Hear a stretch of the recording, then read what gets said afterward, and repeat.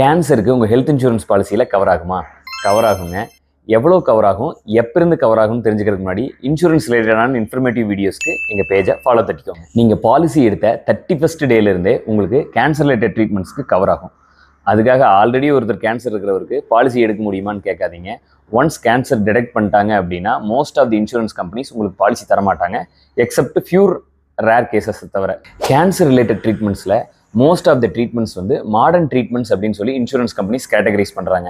இதில் robotic surgery, oral chemotherapy, immunotherapy, stem cell therapy, இது எல்லாமே இந்த கேட்டகரி கீழே தான் வருது. இன்றைக்கி இருக்கிற மோஸ்ட் ஆஃப் தி பாலிசிஸில் இதுக்கு சப்லிமிட் இருக்குது. நீங்கள் 1 crore பாலிசியை வச்சுருந்தா கூட உங்கள் சப்லிமிட் பேஸ் பண்ணி 3 lakhs, 2 lakhs, 6 lakhs இந்த மாதிரி உங்கள் சப்லிமிட்குள்ளே தான் கவர் ஆகுமோ ஒழிய ஃபுல் கவர் ஆகாது. இதுக்காக பயப்படாதீங்க. நெக்ஸ்ட் டைம் நீங்கள் ரினியூவல் பண்ணும்போது உங்கள் பாலிசியில் ஃபுல் கவர் இருக்கிற மாதிரி பாலிசிஸாக அப்கிரேட் பண்ண தர சொல்லி அதில் ரினியூவல் பண்ணிக்கோங்க. ஹெல்த் இன்சூரன்ஸ் பாலிசி எடுத்தால் மட்டும் பத்தாதுங்க, அதில் ப்ராப்பர் கவரேஜ் இருக்கான்னு செக் பண்ணிக்கிறதும் ரொம்ப முக்கியம்.